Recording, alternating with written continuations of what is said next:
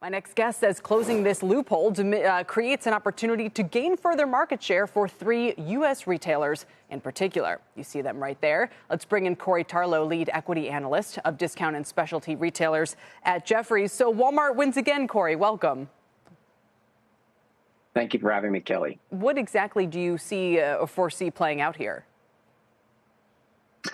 So the Biden administration has put in this provision to restrict the ability for Temu and Shein to ship to the U.S. more easily. And if you think about the number of units that have been shipped under this de minimis provision, it's grown quite substantially over the last several years. So we're looking at 400 million units in 2018 or in fiscal 18 to now 1 billion units as of fiscal 23. And I think that if this change is put into effect, it could really present, as you alluded to, opportunity for the likes of Walmart and Target and Abercrombie. And how do we know this? Well, we conducted a survey. So we looked at, we surveyed over 600 U.S. consumers to gauge what the threat of Temu and Shein could actually be. And what we found was that 70% have tried at least one of those platforms.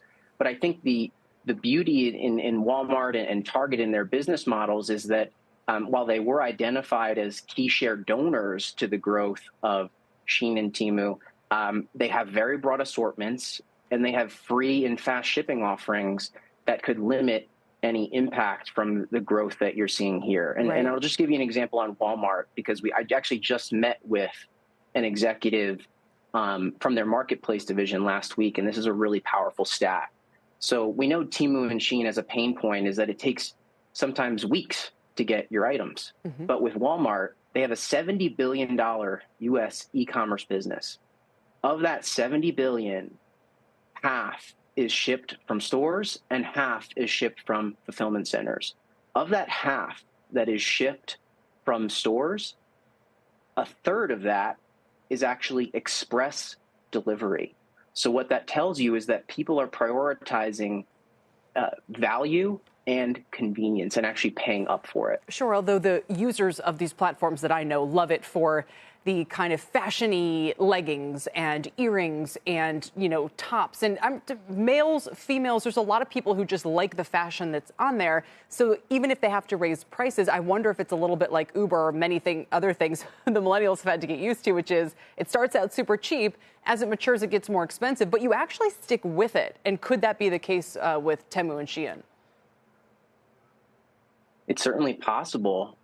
They've grown very substantially over the last several years. I mean, we've cited the number of packages that we've seen under the de minimis provision. You've seen reports that cite billions and billions of dollars of revenue for these companies. However, and we published this in our research, if there's any sort of change in this de minimis provision, that it really could impact the growth going forward and where that market share could shift to. So if you do see costs rise, then it's possible that for that same $10 legging that you cited, maybe I would, instead of going to Shein or Temu, I might go to Abercrombie, where it's maybe only slightly more incrementally expensive at, say, their Hollister division. So I think that the value of replacement actually becomes a little bit more palatable for a lot of people. You're right. It's going to narrow the gap. And maybe then they look and say, okay, and I can get it more quickly and a little more trustworthy, or I can return it if I need to, or what have you. No, Corey, I think it's a great point. I should note FedEx also is pushing against some of these changes because it benefits from all these shipping volumes once they're in the U.S. But we'll leave it there for now. Corey Tarlowe.